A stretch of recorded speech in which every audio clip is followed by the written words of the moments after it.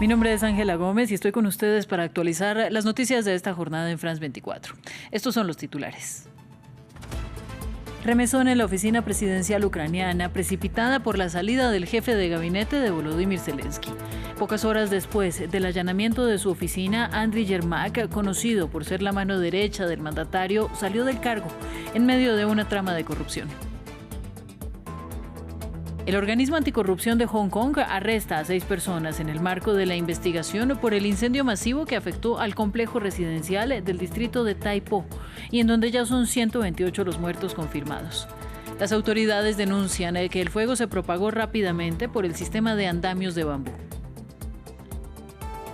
Y el sospechoso afgano de disparar a 2 integrantes de la Guardia Nacional en Washington fue acusado de asesinato en primer grado, tras la muerte de una de sus víctimas, Sarah Beckstrom, de 20 años. Previamente, Donald Trump aseguró que detendrá la inmigración de países del tercer mundo.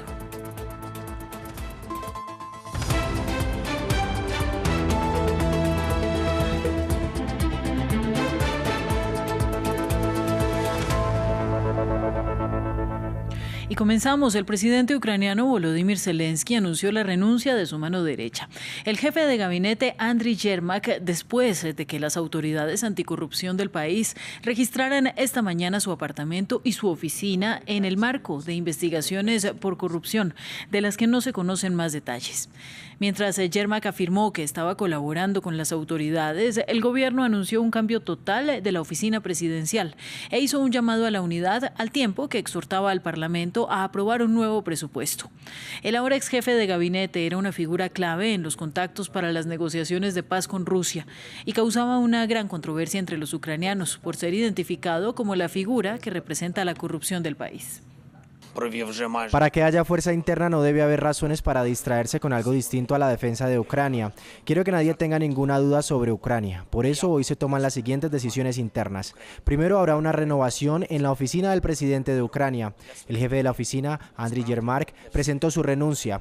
Agradezco a Andriy por haber representado siempre la posición ucraniana en las negociaciones tal como debía ser, siempre una posición patriótica, pero quiero que no haya rumores ni especulaciones. El presidente ruso Vladimir Putin recibió al primer ministro húngaro Viktor Orbán en Moscú para abordar la continuidad del suministro de crudo y gas a Hungría, así como los esfuerzos de paz en Ucrania. El jefe del Kremlin dijo que seguiría estando dispuesto a elegir Budapest como sede para reunirse con el presidente estadounidense Donald Trump. Y es que Putin y Trump acordaron en octubre verse en la capital húngara, pero el estadounidense canceló el encuentro, alegando que no quería que fuera una pérdida de tiempo.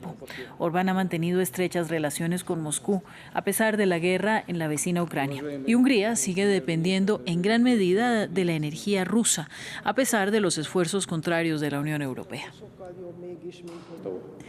La indignación es general en Hong Kong. A medida que crecen las denuncias de uso de material inseguro en las renovaciones de 7 torres residenciales de gran altura que quedaron envueltas en llamas. Según informó el medio South China Morning Post, el organismo anticorrupción de Hong Kong ha arrestado al menos a 6 personas en el marco de la investigación por este incendio masivo, donde ya fueron confirmadas 128 personas fallecidas. Las autoridades informaron además el año pasado a los residentes del complejo de viviendas que se enfrentaban a riesgos de incendio relativamente bajos, tras quejas continuas por los peligros de las obras de renovación. Creemos que el incendio se inició en la red protectora instalada en el exterior de las plantas bajas, cerca de la casa Wang Sheong. Luego se propagó rápidamente hacia arriba tras prender fuego a los paneles aislantes de poliestireno, alcanzando varias plantas. En poco tiempo el incendio se extendió a otros 6 bloques del tribunal Wang Fuk. El calor incendió los paneles de espuma fijados a los marcos de las ventanas, provocando la explosión de los cristales y permitiendo que las llamas se extendieran rápidamente al interior. En Estados Unidos, el migrante afgano sospechoso de disparar a 2 integrantes de la Guardia Nacional ahora enfrenta un cargo de asesinato en primer grado, tras confirmarse la muerte de Sarah Beckstrom, de 20 años. Por otro lado, el presidente Trump aseguró que detendrá la inmigración que proviene de países, según él, del tercer mundo. Diego Bassani tiene la historia. Donald Trump intensifica su mensaje contra los migrantes. El ataque armado a tiros en Washington, que alcanzó a 2 miembros de la Guardia Nacional, de los cuales uno perdió la vida y que presuntamente fue perpetrado por un ciudadano de Afganistán, provocó el anuncio de nuevas medidas contra aquellos extranjeros que buscan establecerse en Estados Unidos.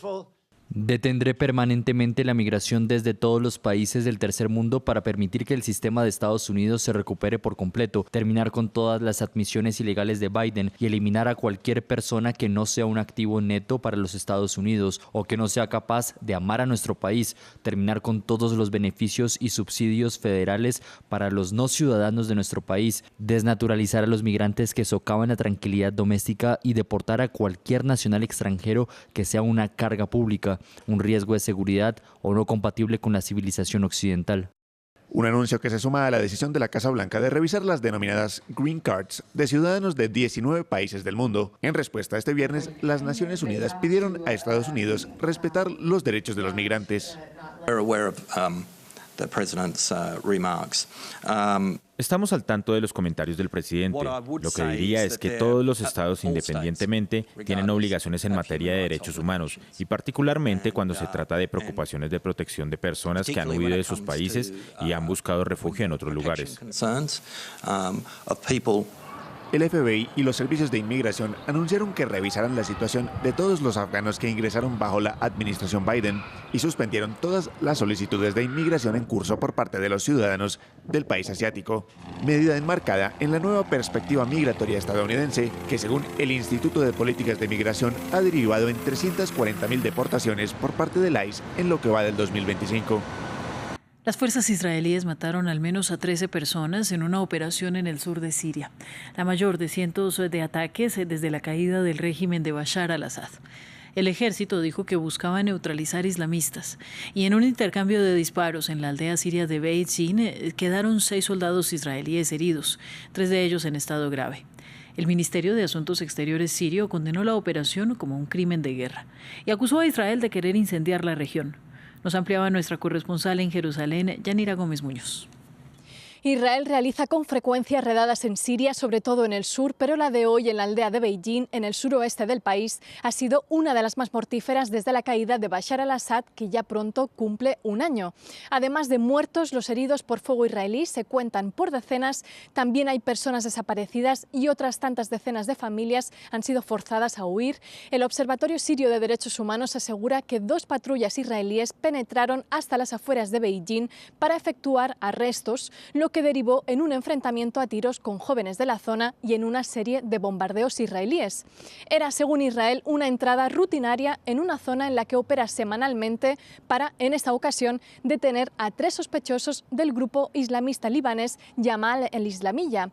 Agrega que 6 de sus soldados fueron heridos en el intercambio en el que sus tropas, afirma, respondieron con fuego. El Ministerio de Exteriores del gobierno de Damasco ha calificado lo ocurrido de ataque brutal y deliberado y ha acusado a Israel de crimen de guerra. La pregunta es cuánto afecta a la relación israelí-siria y a los intereses de Donald Trump, el gobierno de Netanyahu, que hace un año aprovechó para ocupar más territorio sirio y cuyo ministro de Defensa, Israel Katz, ha dejado claro que pretende permanecer de forma permanente, imponiendo una nueva zona fronteriza en el sur del país. Busca, en paralelo, un acuerdo de seguridad con la administración de Ahmed Shara, un pacto sobre el que desde hace meses media Estados Unidos e incluso Israel busca que Siria lo reconozca como Estado, algo que no ha hecho desde su nacimiento en 1948. El enfrentamiento de hoy parece complicar el diálogo. En una nueva ofensiva contra Cisjordania, Israel está bajo sospecha, de nuevo, por cometer ejecuciones extrajudiciales contra ciudadanos palestinos. Un video muestra cómo 2 hombres aparentemente desarmados y con las manos en alto son asesinados a quemarropa por soldados israelíes. Más detalles en este informe. Una operación que pone en el ojo del huracán el actuar de las tropas de Israel en la Cisjordania ocupada. 2 hombres presuntamente desarmados levantan sus manos en señal de paz en medio de un operativo. La respuesta: disparos de frente y a quemarropa. Las autoridades palestinas identificaron a los hombres como Al-Muntasir Abdullah, de 26 años, y Youssef Azasa, de 37.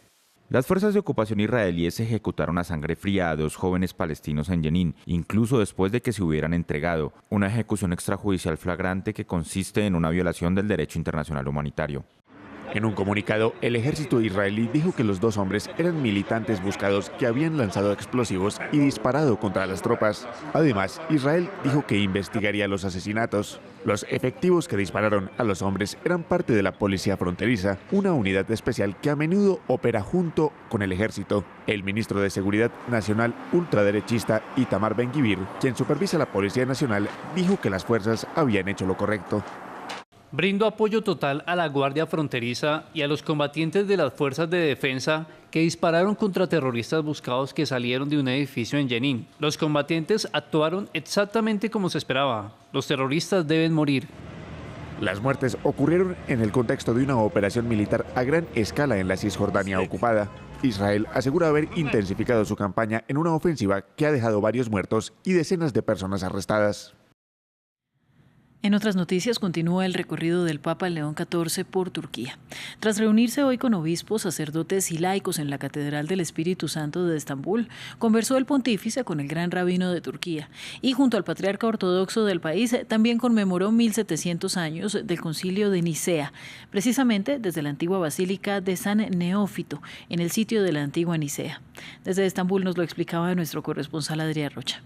Este ha sido precisamente el gran motivo por el cual el Papa ha realizado durante este 2025 este primer viaje, que ha sido sobre todo en Turquía, porque fue en Nicea en el 325 cuando se celebró el primer concilio de la Iglesia naciente, en ese momento en el 325 después de Cristo, que sirvió sobre todo para establecer los cánones de la Iglesia y del cristianismo que después pasarían, cuando ocurrió el cisma dentro de la Iglesia, tanto a ortodoxos como a cristianos católicos primero, después sobre todo por supuesto protestantes y demás credos cristianos. Este es de hecho el gran objetivo del Papa León en su viaje a Turquía, que sigue la estela del Papa Francisco, quien fue de hecho el que organizó este primer viaje, que intentaba crear más lazos y vínculos entre las iglesias católicas de Roma y la ortodoxa de la antigua Constantinopla. Recordemos que el patriarca de Constantinopla, que está también hoy en esta misa que se celebra en la antigua ciudad de Nicea, es el líder espiritual de todas las iglesias ortodoxas del mundo. Tiene una excelente relación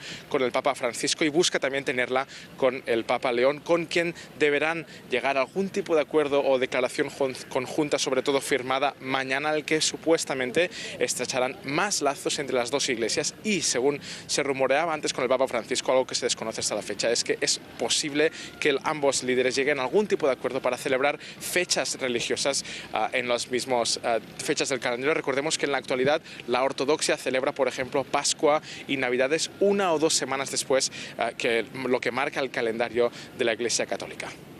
El número de muertos por las inundaciones en amplias zonas del sudeste asiático ascendió a 321. Las autoridades aún trabajan para rescatar a los ciudadanos varados, restablecer el suministro eléctrico y las comunicaciones y coordinar las labores de recuperación a medida que las aguas comienzan a retroceder. Grandes zonas de Indonesia, Malasia y Tailandia se han visto afectadas por lluvias torrenciales, impulsadas por ciclones durante una semana. En la isla indonesia de Sumatra, gravemente afectada, se confirmó la muerte de 174 personas. Aunque la lluvia había cesado, 79 seguían desaparecidas y miles de familias se encontraban desplazadas. La Corte Penal Internacional dictaminó que el expresidente filipino Rodrigo Duterte, de 80 años, debe permanecer detenido, a pesar de la apelación de la defensa para su liberación por motivos de edad y deterioro de su salud. Duterte, presidente de 2016 a 2022, fue arrestado y trasladado a La Haya en marzo por asesinatos durante su guerra contra las drogas, en la que miles de presuntos traficantes y consumidores de estupefacientes fueron asesinados. Deberá permanecer bajo privación de la libertad a la espera de juicio. La actualización de esta y otras noticias usted la puede encontrar en nuestro sitio web france24.com.